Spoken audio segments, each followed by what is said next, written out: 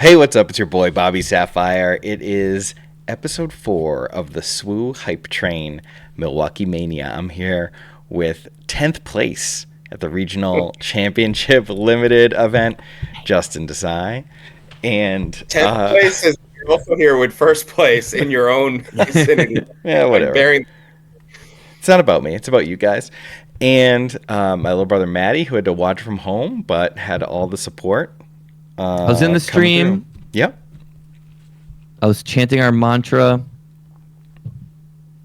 Gave you 30 minutes of my time on the way home to keep you up on your drive. Yeah, my drive home, my 16-hour drive home. Appreciate everyone who called. That was great. So we're going to talk about the regional, and then we're going to talk about some of the fully spoiled stuff in Lawless Time, but we'll probably save a lot of the Lawless Time stuff for next week. We have a few more segments scheduled that are like a deeper dive into a Lawless Time. And then I know a bunch of people submitted listener questions, but I think we're going to run long anyway, so probably push those till next week. We have so much to talk about like today and next week. Like it's sick because you've got like the new locations for sectors and regionals for the spring. There's rotation, there's Eternal. There is so much. I was actually talking to Maddie today about like, hey, let's deep dive some Eternal, Maddie, and Maddie is the guy for that. So there's so many different avenues. Used to be. Yeah, you're the guy, the Eternal Master. Let's just get it cracking. KTOD Maddie's the Eternal Master. No, but has there ever been a more exciting time for SWU than like actually right now? Like when you actually think about like the news cycle, right? Like what could you theoretically talk about? Rotation, new sectors and regionals, getting closer to worlds, new formats, limited, Eternal, PQs, rotation, social media push. Big social media push. I have an apology to Jack and FFG and the crew. We'll do that later on. I'm not going to lead with an apology, but no. They're doing some really good things. That's the nice thing about moving to the weekly structure. Even though right now I'm like, man, I'd be asleep, right? I would be in bed. I'd be asleep. I was like ready to get in this covers.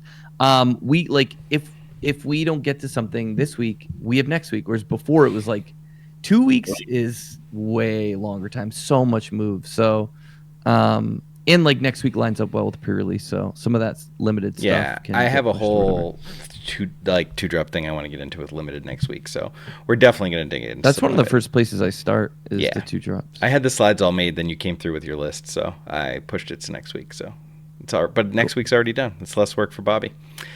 Hey. All right. If you want to check us out, go to patreon.com/KTOD. Sign up as a free subscriber. Get all our updates, podcast feed. You can also go over to Instagram and post a lot on the Insta. A lot of F1 soundtrack posts to make, so they're just going to keep coming. So head over to KTOD Unlimited on Instagram, and I'll be posting a lot on there. I have a lot of pictures from the weekend and stuff. And then this weekend was insane for the VIP vibes. So many VIPs were there. But Tartaglione was taking tons of pictures. Dave was taking tons of pictures. Tartaglione was like the first person who was like next to me when I won. But just want to shout out all these guys. It was just so good, and like so much. It's like so many VIP hangs this weekend. I loved it. I got some DMs too. From Dave and from Mitch and people just like bringing the vibes to me because I was at home and I really appreciated that. One of my favorite things in the VIP chat was like Dave posted a picture of him in his sick rebel sweatshirt or whatever, like the pilot sweatshirt, and Paul's like, "Oh shit, that was you, dude. That was."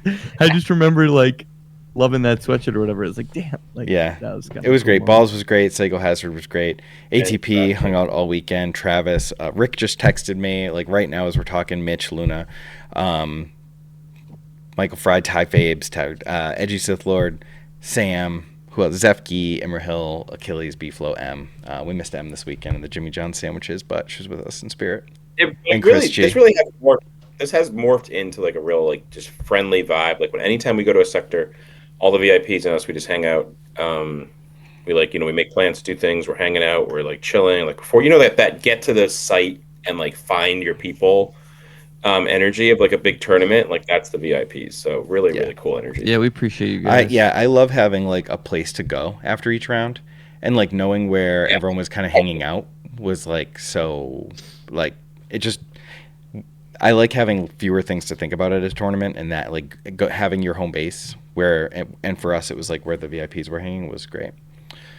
I will say just I know that we have a lot of things to talk about, but Cali, a lot of these guys are West Coast. Super pumped for the sector in Cali. Oh yeah, I will we're gonna be talking about the new locations. Don't you worry.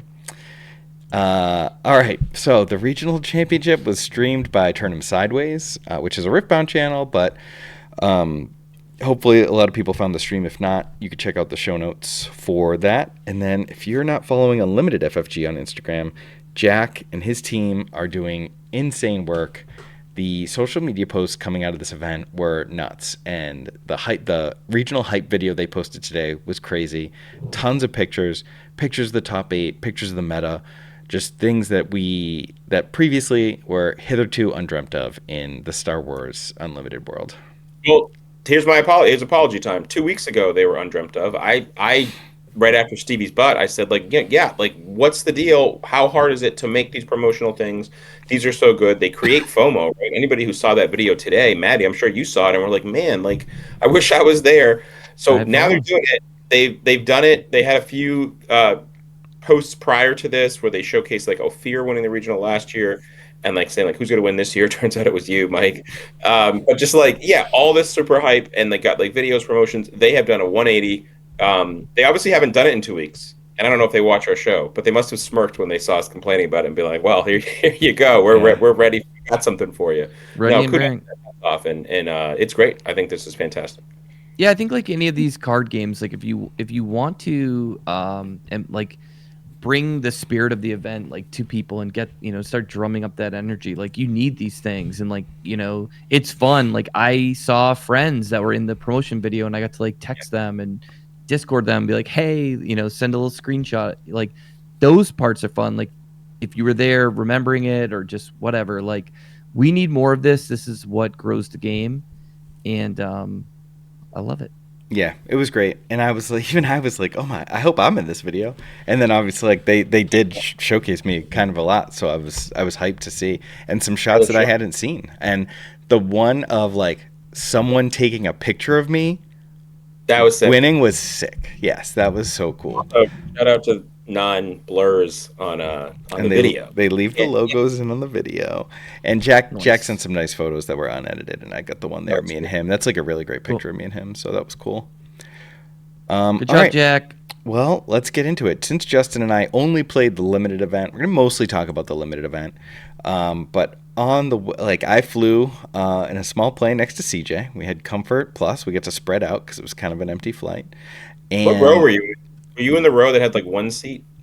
I was in the row where like it was two, but it was the first one with two. So where I was sitting, I had no seat in front of me, so I could like really spread out. I mean, that's row I was in, and right, it was like there was no seat in front, so I was like, where do I put my bag? This is crazy, but it was amazing too. Well, I had the seat next to me empty, so I just put my bag under that one. We had like the whole thing. They let us move around. Not a lot of flights to Milwaukee. Not a lot of people going to Milwaukee on a Wednesday night, that's for sure. Yeah, in the winter. And we had an awesome draft house Thursday during the day. Me, Chrono, Woo met up with Matt Lightworks, who brought a couple boxes for us from his local shop. Spags came over, Alex Krez came over, and Tyler from McClunky brought a couple of his friends. And so we always had 8. We did 2 8-man drafts. These were instrumental in my success. I didn't end up playing Jabba in any of the events, but this is like the first time I really get to draft Jabba and play several matches with my Jabba, and I ended up 3-0ing that draft and felt like really comfortable if I had to draft a Jabba. I did 0-2 drop the next draft, but I can't remember what I had. It was a pretty busted draft. You had Mon Mothma. Oh, I had Mon. Yeah, that's right. And it solidified that I didn't want to be Mon Mothma, Yularen. I just wanted to keep it to Leia and Sly, which I'm sure we'll talk about. But yeah, the hangs in the Airbnb were great. And then Justin and Steve got in late that night.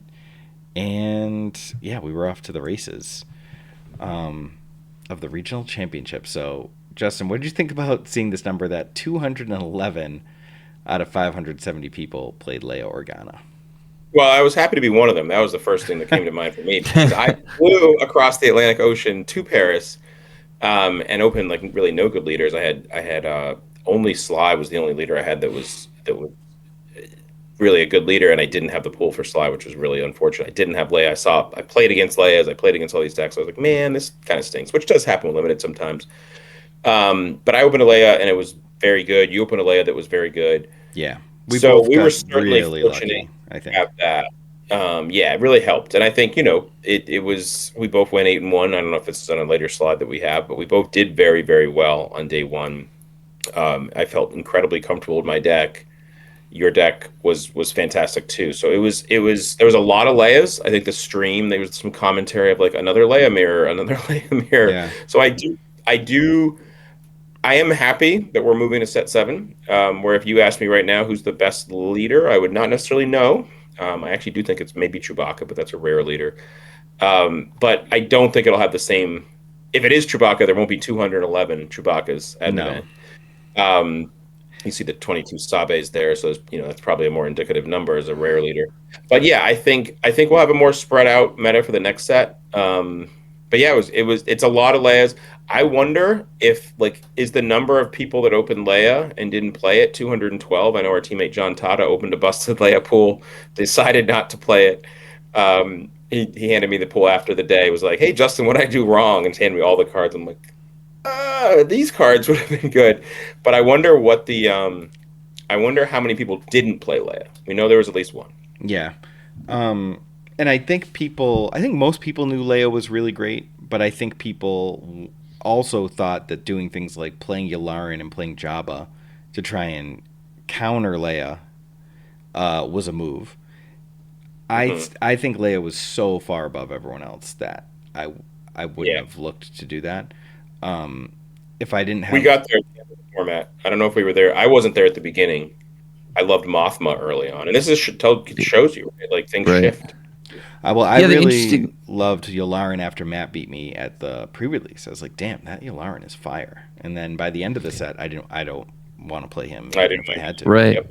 Same thing. Yeah, the blueprint for Yularen, I feel like it needs to hit a very specific thing, because I think the ways that you have to combat Leia is you have to get really ahead with that flip and almost be in a position where you can kind of hold her hostage in a way, and it's not easy to do, right? You need like the exact series of cards to do that. And I think the Yularen, because Yularen was my best success as a leader. I didn't ever open, I didn't go to this event, but like the PQ and the pre-release you're talking about, I think I just was able to take a more aggressive approach and always have the double attack on line. And when it faltered for me was in the top 8 draft of my PQ, when it didn't line up that way, and then I started to see the faults of Yularen. So, yeah, I would rather play like a Jabba into Leia than a Yularen, because I feel like there are some lines there with ambush units and stuff like that where you can kind of get these big turns off, and he's so sticky with 8-butt that he can stick around, but that's only if you don't open Leia, or your Leia is just you get Leia and then just no cards for it. But that's rare. Rare. That can't happen. So you do have to kind of figure it out if you don't have that. Which we were actually talking about this very thing, Maddie, at I think it was the night before the event with Jabba, where Leia, Jabba's good, Sly's good. I think those are the 2 leaders we like next best after Sly and Jabba. But sometimes you don't get the pulls for those. One of the things that happens with Leia is you actually get more cards because you have the 1-drops are now in play, and what's our Dihani Pilgrim and even the 0-3 green unit, the Senator. Her pool is all of the cards. Being able to bring in the 1-drops is nuts, and that's certainly a reason why Leia worked so well for me, both in top 8 and in Swiss, and last weekend in my top 8 draft at Hex. With Jabba, we had said he's probably got the hardest pool to be good out of the 3. Yes. Because he requires so much, and it has to be early game. You of course want the top end with Jabba, but you need to have the early game. You can't fall behind. I think the most two surprising numbers here, I guess 0-3PO is kind of surprising, but the 4D Sly Moore is wild to me, and this is kind of criminal. This is one of the reasons why I mentioned to the team that I really am adamant that we build a draft cube for Worlds, is because I think a lot of people didn't know what the slide deck was supposed to be. Whereas Yeah. I would have really wanted Sly if I couldn't be Leia. Well, the slide cards are hiding in plain sight a little bit. What's the like Bogdan's a good example of that card. That was a card that I didn't recognize as a powerful card for a very long time. It was just one of those yellow cards you kind of throw in the back of the pool as you're building and say, I'm not going to play this. But turns out that card's fantastic. And there's other units that you're looking at and you say, yeah, this unit, I thought this unit was like not that great, but actually like playing a bunch of space units, like Soulless one, that card's like really good. And if you ever trigger that and make some more spies, and also just the power level of Sly is sort of hiding in plain sight too. He's a 3/6. What does he really do? But it turns out he does a lot of things. He's a leader that actually, unlike Mon Mothma and Yularen, who have text but not really. They're not actually like Right. putting counter units on the board. They're taking actions, or maybe they're allowing you to play a bigger pool with Mothma, but they're not like doing damage. They're not making the board different. The way that Jabba, Leia, and Sly are. So yeah, I agree. Sly being 40 is crazy. Sabe at 22 is also kind of crazy. Like, did every Sabe just like get played? Like, was Sabe viewed as like the actual best leader, and those are just all the rare Sabes that were opened? Like, how many of those 22s also open a Leia? Yeah, I'm not sure. I know the guy across from me did not only had a Sabe, but he opened a showcase, which is pretty cool. That is pretty sick. So yeah, this was the slot I had earmarked for day one. So I opened a really strong Leia pool with Rex, Coronet, all the 1-drops I needed, aggressive negotiations, Beguile. I went 8-1. My only loss was to Justin. Justin got to be on stream twice on day one, including the first match of the weekend, which I thought that was was fun. sick. Leadoff hitter. Yep. That was cool. I mean, I think I've done a lot of limited work, so it was cool to kind of be recognized. Like, let's pull this guy out of the crowd. I thought that was really neat. And lost my very first game of the day, but was able to rally and win. I opened a very good pool too. I thought maybe equally good as yours. I had this guy right here who was doing work you all had day. Mando, Dude. which is more broken than anything. Is like way more broken than Rax, way more broken than Coronet. Mando's insane. I That mean, killed me in my top 8 draft. That thing just like it's just a 2-for-1 that lives and just beats your head in. people were like, McBobber, how did you go 8-1 with Luthen? And he was like, well, I had 2 Mandos. So it was really just trade Mando. Yeah, you had 2 in your draft. Probably 2 in draft, That's little, crazy. as we saw Not in quite. our match, not as good. But we can get to that in a moment. Let's go to the next set of pictures. Oh, these are still day one pictures. We were very fortunate to have people take pictures of us and send them our way. I think like this one of me listening to the F1 soundtrack is That's insane sick. because I listened to that song literally before every single round of the weekend except one, which is the round I played Justin. I was so amped before that game. I listened to like a slower song to calm down, and it got me. jams. But I do listen to F1 while I'm shuffling each round. I ask my opponent if it's okay with them, and then I bust it out. And Justin, you get to play our teammate CJ on stream. Yeah, that was fun. I mean, it stinks that to beat CJ or one of us has to lose, but it was a really good match. Unfortunately, game 1 was wild, and it was the backup match. I wonder if we'll ever get the raw footage of that. Game 2 was kind of a runaway by me, but game 1 was like a crazy one where he got me to like 28. I had no units out to his 4.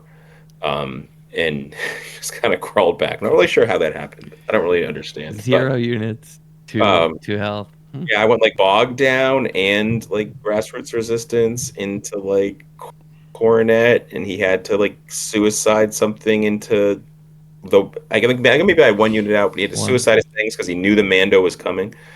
Oh, right. So it was a wild time. It was a wild match, but yeah, it's fun. I will say the setup fantastic. They did a really good job. Making it feel like a pro Magic event or pro Flesh and Blood event. It's really Yeah, cool. and the posters in the background are cool. The Vader there is awesome. Yeah, just like hovering over. It feels better facing like your teammates at a sector or regional than like a PQ, right? Because you at least have a little more blood to give. Not a lot, but you have a little more. I mean, Justin and I have been playing in these win-and-ins, and it's pretty tough. Yeah, I mean at the Late top rounds. end. Yeah, I mean it's good because like someone's going to move on and be in a great position, but it's like if there's just a it's little a bit bummer. of luck.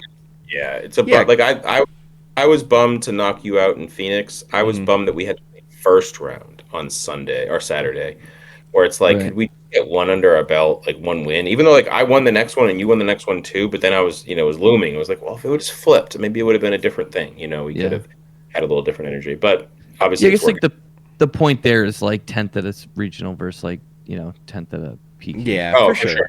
like like I played Mike first round of Hex, like that shit sucks. Yep. And then we'll get to that later. And then MVP, the only banned card at the event was the card of joy. The card that wins the game. Yeah, my son, kids make that? 8-year-old, wrote me that. It says, this is the card that will win you the game, and it points to joy. So I put that in my deck box, so that was really sweet. We just came back from family vacation, and I carried it around. It was cool. It was a good energy. I would tell my opponents, like, hey, this isn't like a game aid or anything. It's just a note. And everyone thought that was really sweet, and which it was. Definitely gave me good luck during the event. Maybe Steve in that picture might need that note. I don't know if he's got that much joy in this picture. Some of the picture, don't worry. There's a picture of Steve smiling later that's pretty great. And there's you with our new teammate Vinch, who had a tough day in limited, but had a great day in Premier, which we'll talk about. Sweet. So we end day one in third place. You were in third or fourth? Third place. Third place, and I was in eighth. And I was super happy to be in the top pod because I think 5 people from the top pod moved on to the top 8, which is like really beneficial. But pod 2 would have been like dodging Justin. This is crazy. There are two 12-year-olds in pod 2, and like they're 2 of the best limited players. Like the Taco Kid top 8's Mesa and then comes to the regional and like finishes in the top 16 on day 1 and is drafting in pod 2. But certainly wild to see. And like they became, I think Taco Kid and Mateo like have become friends because they were hanging out talking all weekend. And it's just like, it's hard not to become Mateo's friend. That kid is the man. He's so his nice. Vibes are immaculate. And his dad sent me a picture. I think it's in the slideshow, but just like the 12-year-old mafia or something he called it. He said like, hey, they can fill in the draft. They'll drop the average age by like 10. At least. Yeah. So the day 2 draft meta was interesting. I don't remember the leader draft at our pod, Justin, but you had Leia, right? Yeah, we had Leia. I had Leia. So back to directly to my left also had Leia. You had a Yularen Blue to my right. You were Sly. Yes, I was. And there was a Leia in front of me that was the gentleman who finished second in Portland, and then to his right was Crispy. Yep, Pyro. Yep. To his right, I don't know what that was, and then. But there were a lot of Leias in our draft. And then it was coming around to Jabba. So it's 3 Leias. There should have been more Slies, but you were the only one, and who went with Sly. Kind of that we're ignoring. We're underestimating Sly continues. Like there was a bunch open, but he was the only one played. Yes. Like Crispy should have been Sly in his seat. Yeah, like there were a bunch of Slies on my side of the table. Yeah. I think if you can't get Leia, it's like Kobeck had Sly, and I was wondering if he was gonna. I figured he would take Leia. He had Leia and Sly, right? And I was like, he's downstream from Leia. Maybe he goes Sly. I was hoping he would, but he correctly didn't. And one of the things we talked about is if you're actually next to each other, oftentimes these packs have 2 good blue cards. Like in the early stages, you actually have to pack, which happened in all 3 of the packs. Like I was like, oh, I have to give you this, and he was like, I have to give you this, like that type of thing. Yeah. So this is how badly I didn't want to be Yularen. I opened Dedra, Worm, Crucible, Naboo Security Force, and I was like, oh my god, this is like the greatest green pool ever. And my pack one was Screeching Tide. Best card in the pack. That card is sick. I feel like it's so hard to like discipline yourself to like put away one of those bigger cards, right? Especially like the Dedra. Knowing the building blocks for your deck. Yeah, the Dedra would have been really hard. And the Crucible. I was like, oh my god, Dedra, Crucible, Worm. Like these are all incredible green cards, like better than your average green card. But I was like, I know I'm going Sly. I don't want to be Yularen. What's the thing that will make me the most Sly and send the next 4 people potentially into green? and that was taking the Screeching Tie. And I'm happy that I did it.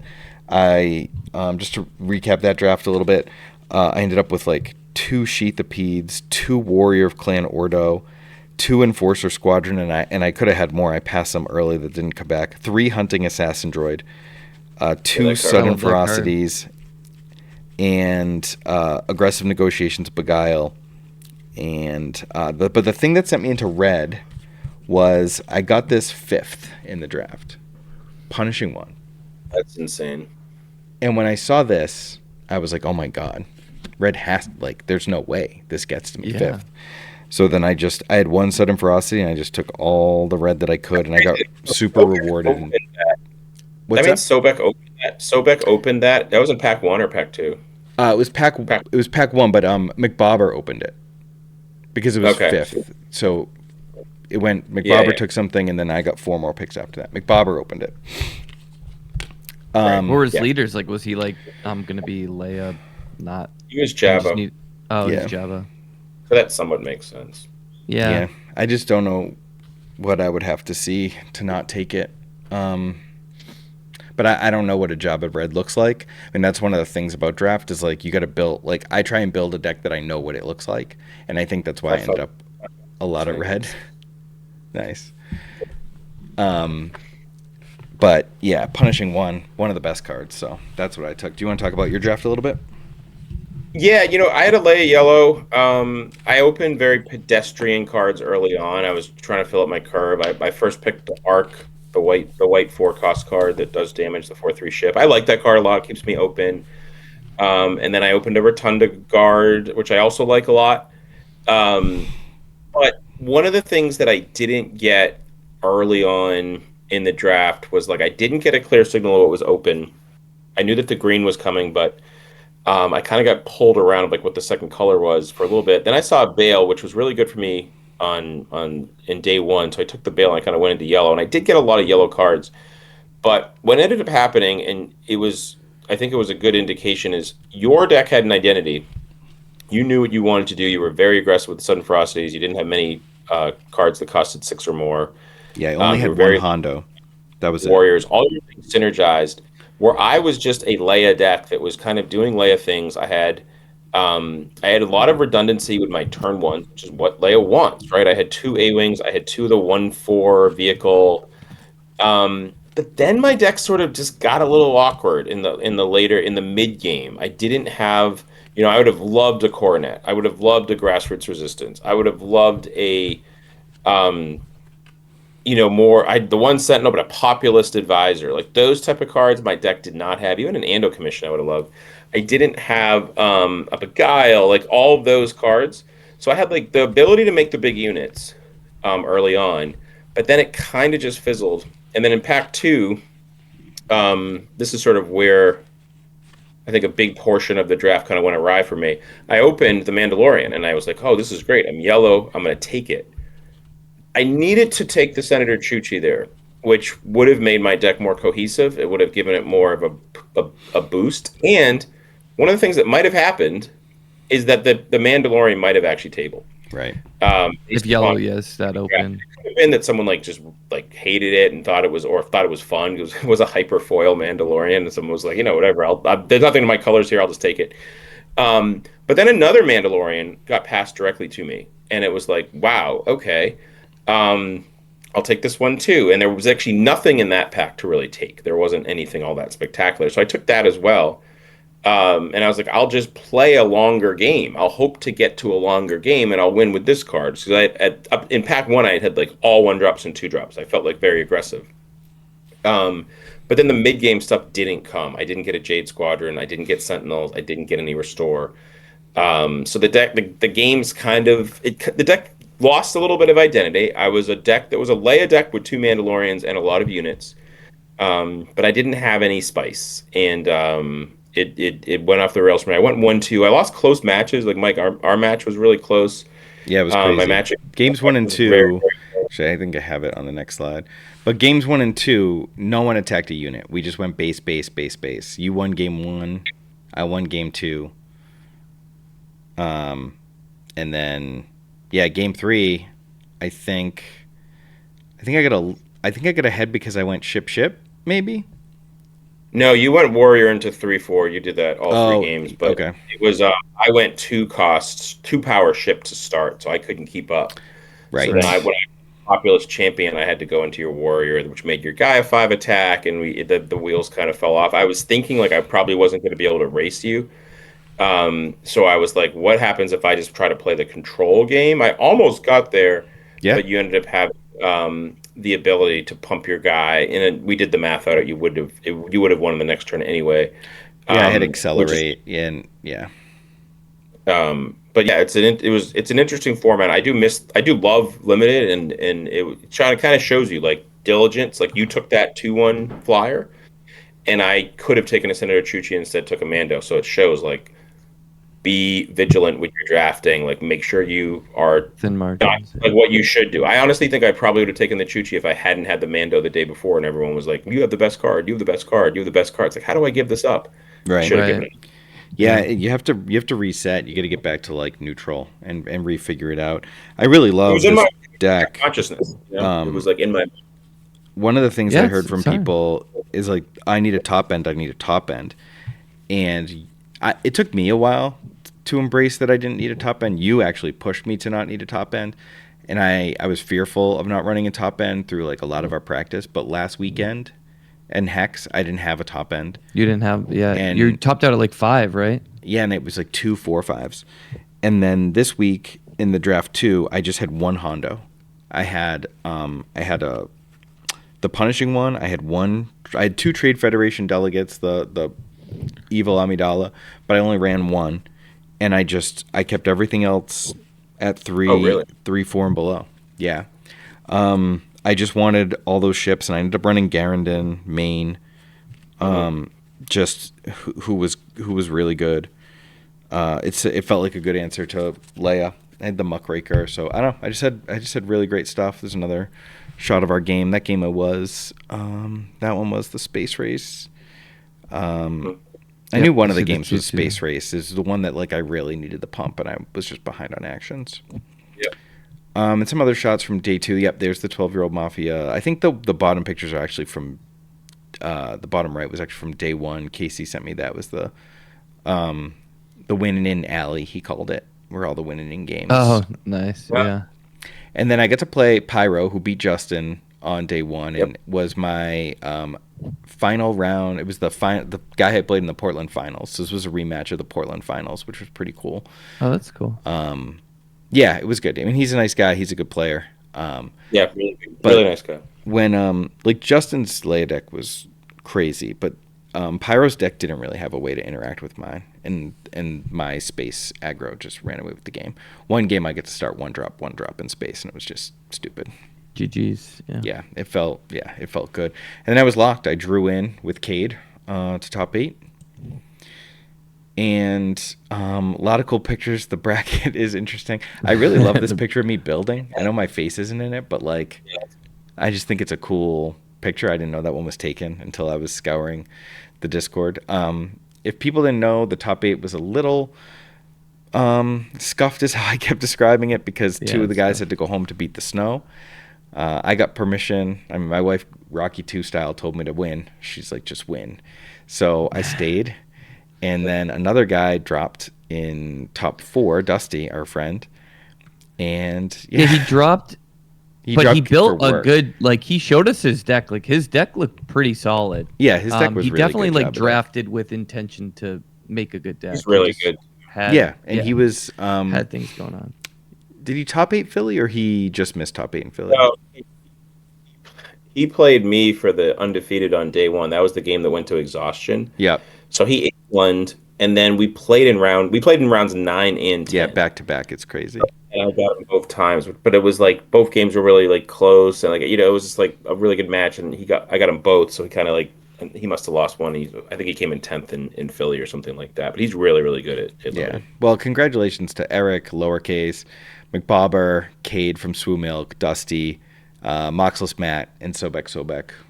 All great accomplishments there. And then, so we played top 8. Really nice. Shout out to Sobek. Sobek was great. Cool guy.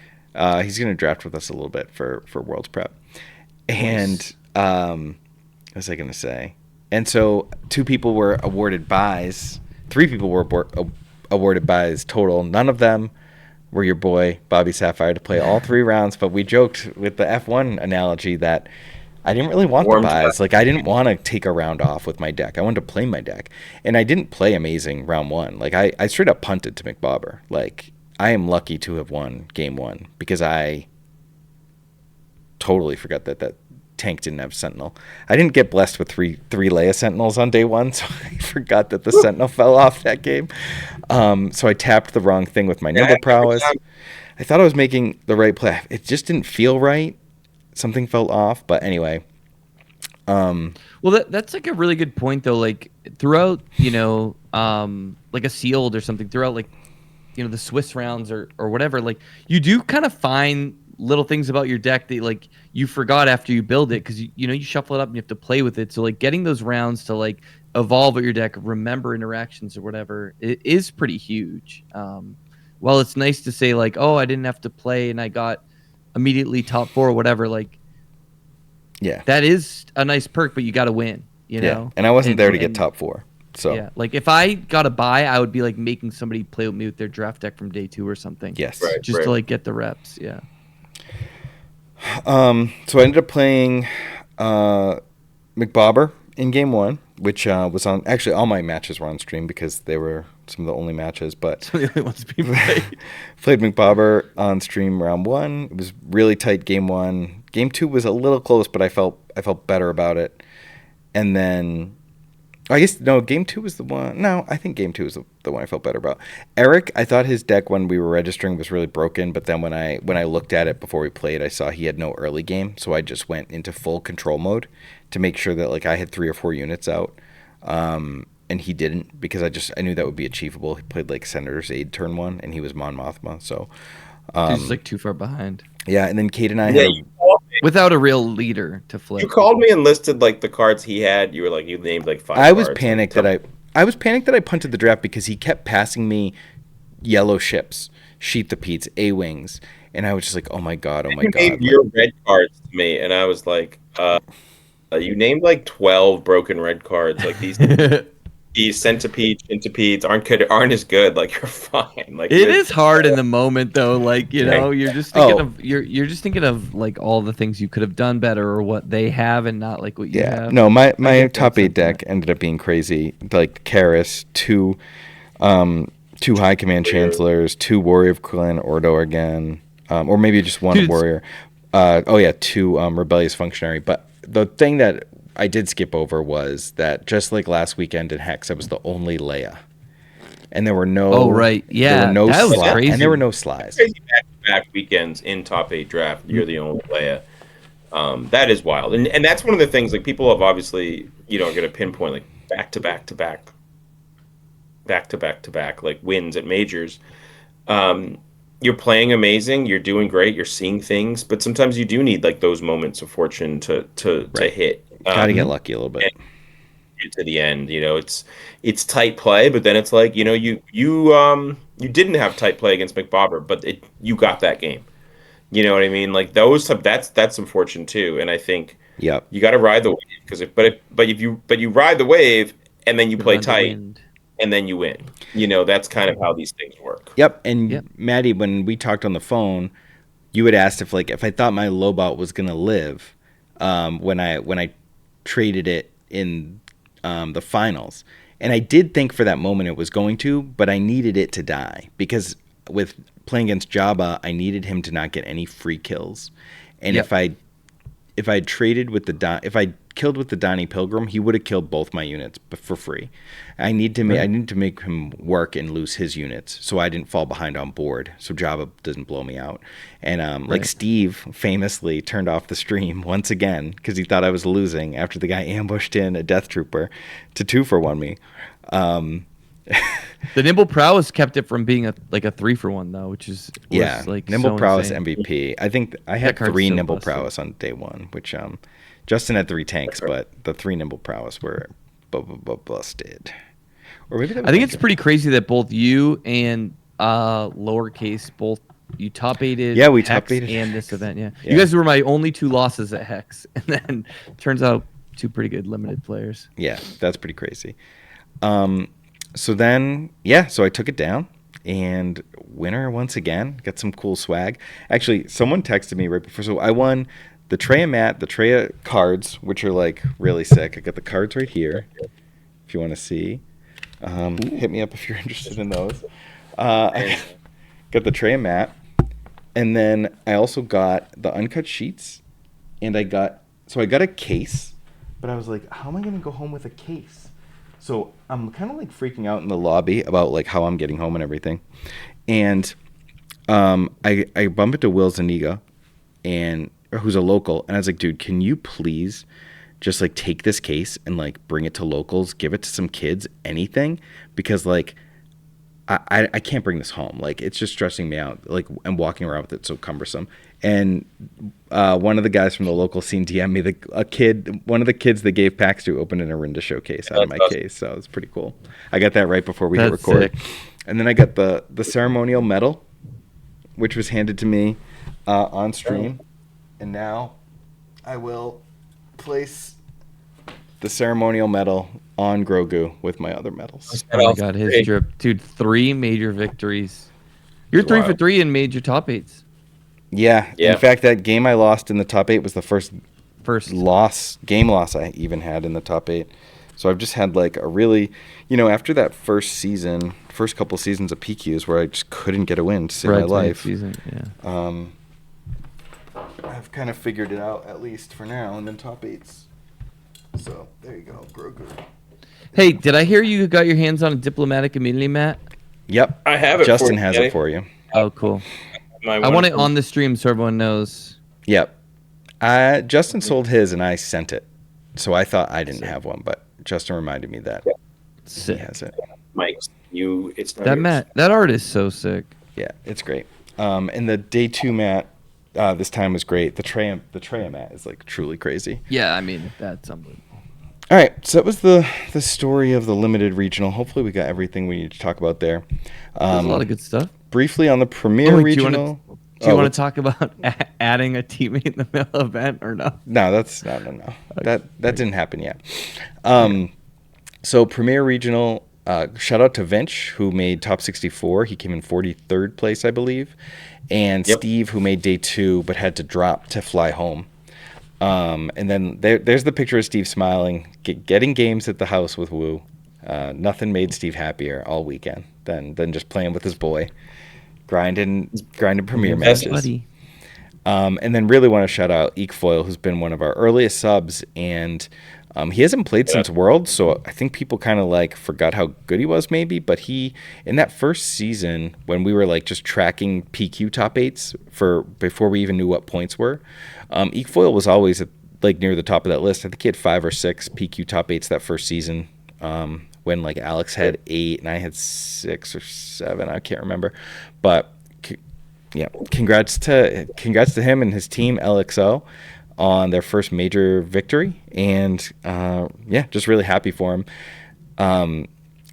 But the entire top 8 was 7 Hans, 1 Yoda, and then the first non-Han, non-Yoda finish was 22nd, and that was DDA with Gar Saxon, who came in 22nd. Yeah, it was all Han, but it was Han 1s and Han 2s. It was a mixture of Han. It was both Hans, but it's just like kind of. How did we get here? How did we end up with? Well, we're not here anymore. That's where we are. We're not here anymore. Set 7 is here. It will not be Set 7 Han. So, no, I don't think it certainly will not. That guy can get frozen. I don't know what they're gonna do with that guy. I don't know where he's gonna get played. Yeah, I just can't believe that that's what happened. I thought for sure. I mean, the other events had been more diverse. I don't know what to say. Yeah, I mean, Han 1 was kind of like showing that it was going to be a big force. I think the Han 2, it's not that surprising because it was just like red green ECL deck. The blue Han was a little more surprising, I'd say, in terms of just like, Cad Tarkentown was on the rise, stuff like that. Yeah. I don't know. I guess know, like weird meta at this the is what end. happens. Yeah, weird It's meta hard to at the put a end. lot of brain power into it because it's done. Yeah. It's like And it's force throw. such a format that's just been kind of done and done and done. Like, and I think for Mike, you and I, we were really focused on limited, and even like with both of us day twoing, we were checking on our friends. We were checking on Steve and Vince and the rest of the guys who were playing, but we really weren't as tapped into to Premiere for this event, even getting ready for it. Like I had Han ready to go, you had CAD, Mm-hmm. and then looking at the results, it's like, ooh, there's a whole bunch of Hans there. Like I have not clicked on every single Han list in the top 8. No. Like one thing I'll say. Sorry to Justin. One thing like I've noticed in the past with Han, and maybe this is finally the time people broke the mold, was in the past Han would be like one of, if not the best deck, but the amount of people playing it was small, and so some of the hate cards like scanning officers and maybe like people could have been main decking nimble prowess and things like that. They didn't because like it was just never that highly represented, and this is the time I think like the last time you could play it, people are just like, I'm going to go for the Han, or they'd have enough time to get the reps in from like now to last Milwaukee, right? Think of last Milwaukee. Han 1 was still a great deck. It didn't win the event, but it still was a great deck, right? Alex top 8 with it, things like that. But the amount of people playing it was so small. And fast forward a year later, way more people have reps on it. And I think the conversion or like the amount of people that moved to it was just so much higher than ever. And I think that's like the tail of the tape there. Yeah. But I wouldn't have seen that coming. I mean, I was going to hate out Han anyway, but that's just because I'm sick. And my scanning officer and my nimble prowess is ready, but I didn't make the flight to Milwaukee. Yeah, wish you did. That'd be cool. All right. Let's see what's I don't know, next. maybe. Oh, time for Stevie's butt. All right, get ready for this. I always forget that this is happening. Yeah, here we are. Star Wars Unlimited is the greatest game ever. But what's up with your boy Bobby Sapphire? This guy had one job on Sunday, scoop up my prizes, and he completely left me hanging. I expect that from Todd at his age, with memory being the first thing to go and all. But you're supposed to have my back. While we're on the subject, this dude wins a regional. He won 2 sectors. Takes over Player of the Year race, and you think that gives him the autonomy to just add someone to the team at will. Bro, I checked the bylaws. You need approval from the CFO to do that.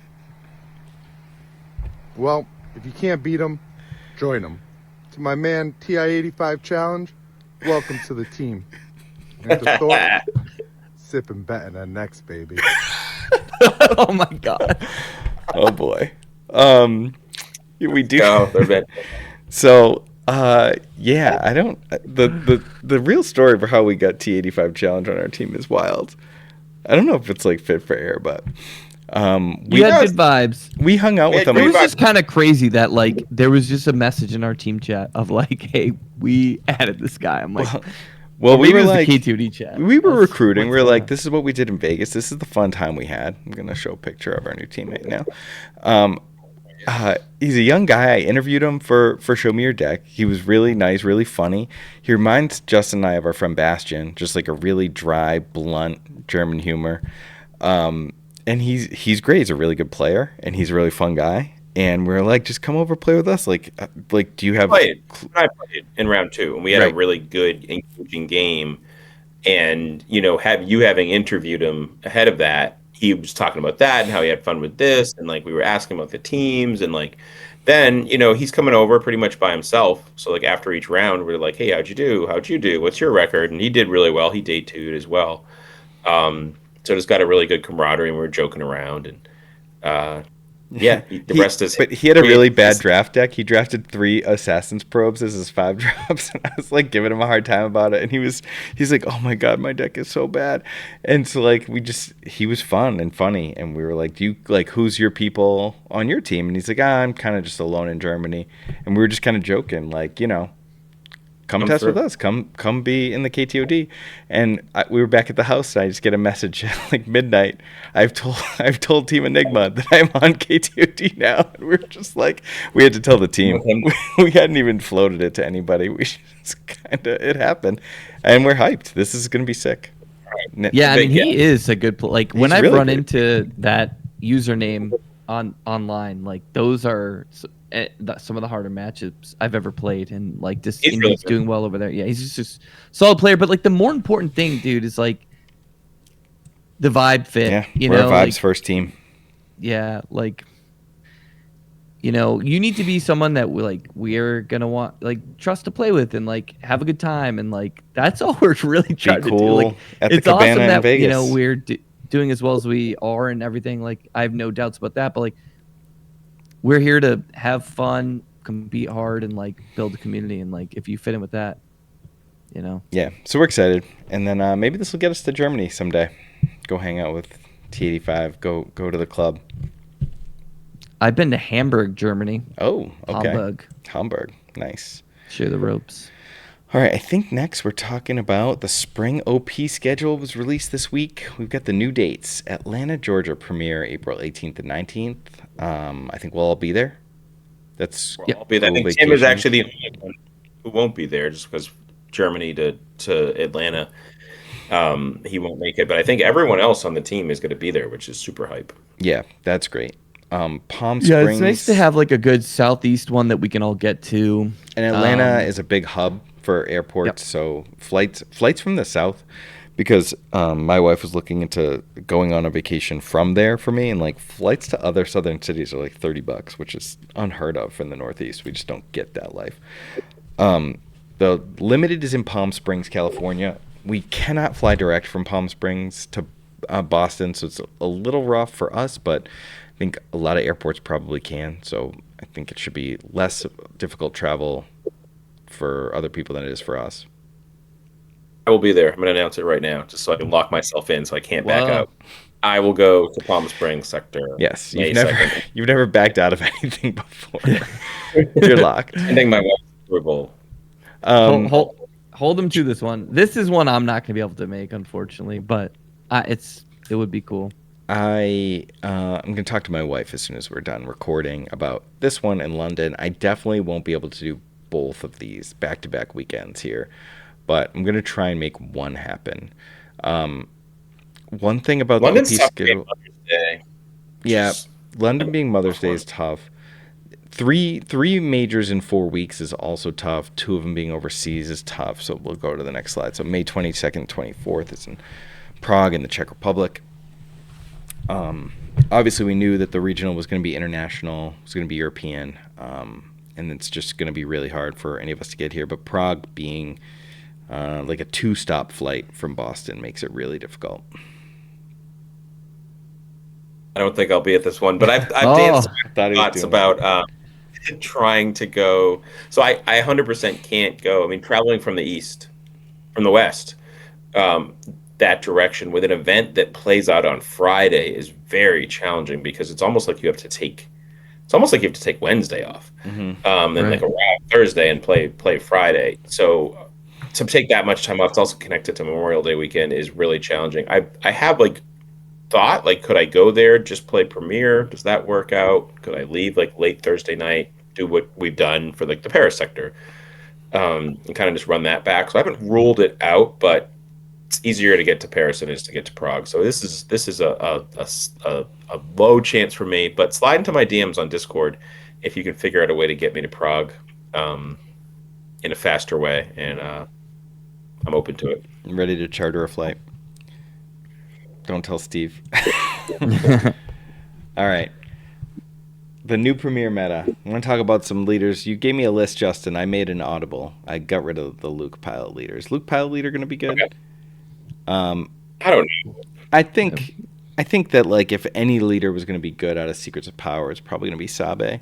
But 2 of the leaders in the clubhouse for us coming out of regional league, jumping right into set 7, and I haven't done any set 7 work because of my travel and because of my prep for the regional, but Jin and Lando seem to be the 2 that we're really focused on at the moment as being right up there. Talzin and Obi-Wan are kind of like the mainstays that we expect to be great from Legends of the Force. Boba Fett, kind of like the premier pilot leader, didn't lose anything, only gained insane cards. And then like Sabe did lose a little bit, but is also gaining a lot of good cards too, and just sort of like hits a little bit harder coming off on 5 than everyone else out there. So what do you think of these guys, especially Justin, you've been working on Lando recently? Yeah, so I actually started on the plane ride home. I didn't drive back to Milwaukee. I decided to fly instead. And I don't know. I was just sort of looking at like some of the stuff that some of the guys on the team have started working on. Kind of came up with some of my own ideas. Boba Fett is one that I really do like quite a bit. I haven't messed around with Sabe. Lando's interesting. Just like figuring out how to play a giant unit earlier, similar to Han Solo. It's like he's wearing Han Solo's clothes. Just like he's and playing like an earlier 7-drop, an earlier 9-drop, an earlier, he does flip into 9 mana, 9 resources, which is really interesting. And you combine it with Bo-Katan. But then there's other cards that are like huge, like I had Mando unit. That's a card that you could play on an earlier turn. And that's pretty cool too. So I haven't messed around with Jin a ton. I do really like Obi-Wan. Talzin, I think, is actually going to potentially be the one that misses out here. I think that like Talzin's just doing too many normal, and I actually think Talzin could be the odd man, odd woman out of this, and along with Sabe too. I feel like the format's pretty explosive. I don't think it's grindy after a couple of days of playing, right? So I could certainly be wrong. This is not like a evidence-based thing, but so far it feels like the format's just pretty explosive. Like you're playing these big things and just getting a little extra like unit value doesn't seem like it matters a ton. It feels like the big cards matter, but sort of the extra value doesn't matter. So a good example of that is like in my Obi-Wan list, I actually swapped out all my colorins for Obi-Wan, the 7-drop Obi-Wan, because I was just like, this guy totally closes the door on the ground. And I actually want to play him instead of Kelleran, who like might pull the 3-drop that, what does that really do? They can kind of like run over it. Mm-hmm. Yeah.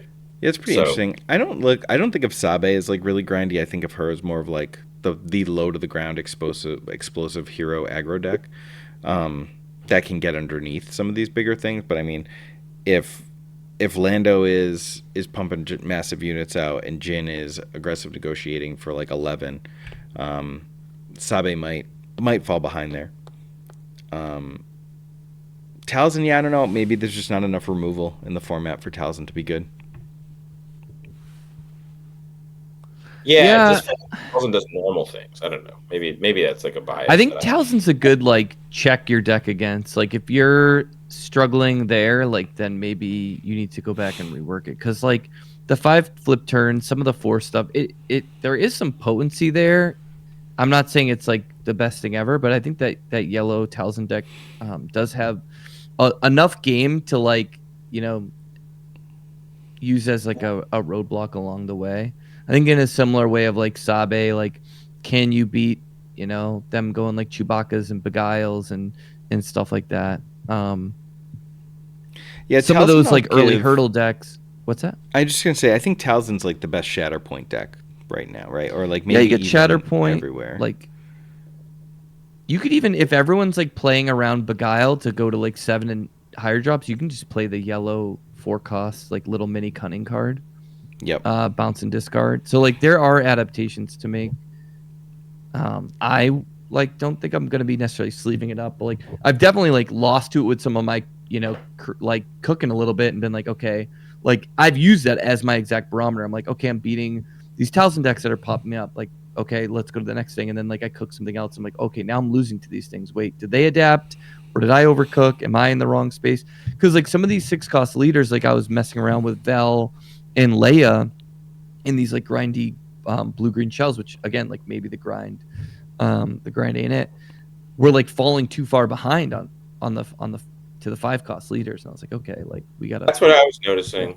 Like you could fall behind and going a little bit longer, and like a card like Kelleran, I assumed Kelleran would be phenomenal, right? Because he's been like one of the best cards in the recent meta. Like you play a Kelleran, get so much value. You play him early, I was like, this guy's actually not doing it for me. Like he's just kind of sitting there, and there's not like a super laser blast vigilance type of deck where you have to play like the unit game.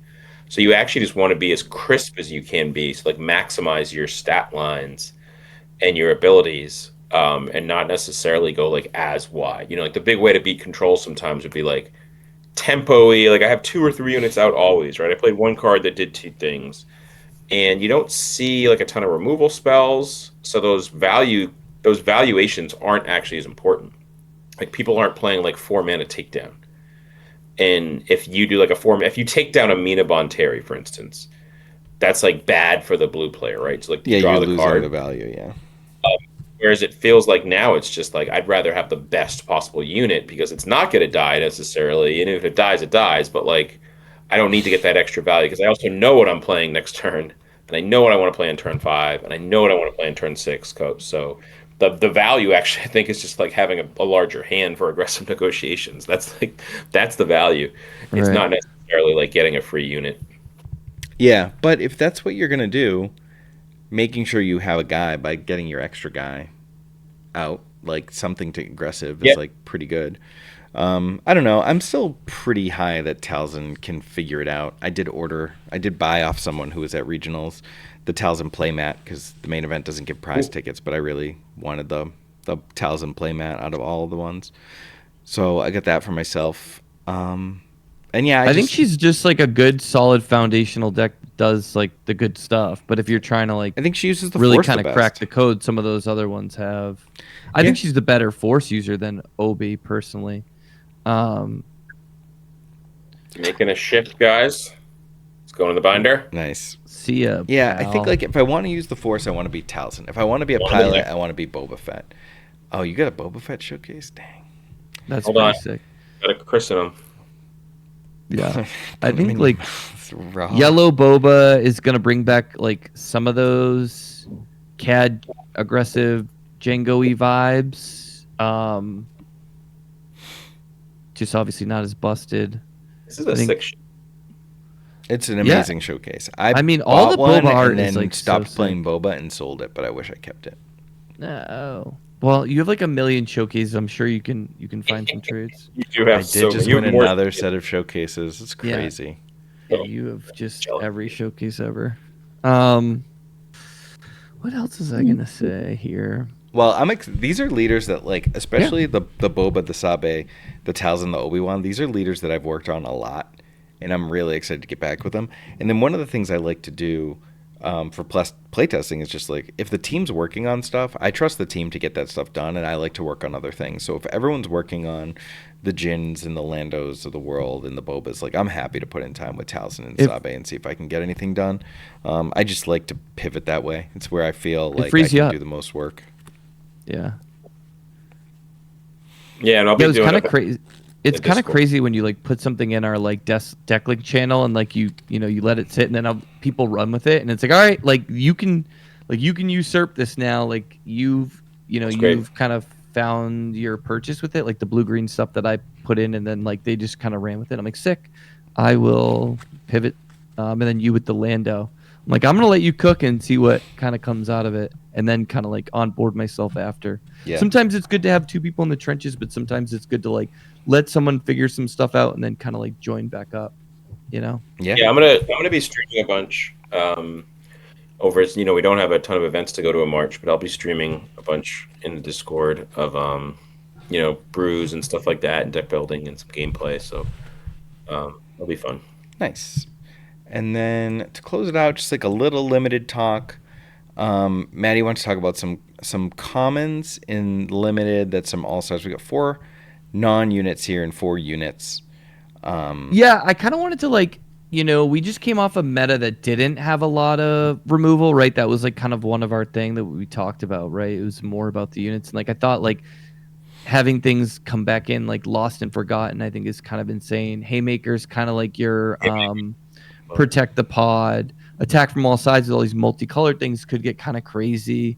And then like one card that we talked up in this pod is like we talked about Nimble Prowess being so broken, and like is Kill Switch going to be the next one? I mean, it's it's one more resource, but it's like it's really gimping their leader flip turn, and like maybe now you can make some really favorable trades. And permanently with the -1/-1. It's really cool. The -1 exactly. So like, I think you're going to see people undercurve their flip turn and just kill other leaders. So like, and like to me, I like to look at the commons first because they're they're the bread and butter. I mean, common role players from this set, like we've talked about it, but like these Warrior of Clan Ordo, Populous Champion, huge. Just everywhere. High Command Counselor, Remote Escort Tank. These are commons that just show everywhere.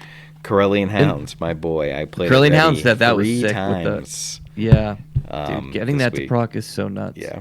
And then on like the bottom row with the units, like it looks like yellow has this really insane, getting 2 ambush common back to back. That's kind of crazy. And like a card like Masasi Group Marines is really interesting because like we're seeing like the influx of the 2/4s be good, but then we're also seeing these like 3/4, 2/4 raid X 3-drops, and like if you have initiative with Masasi, he's just gonna like eat everything up.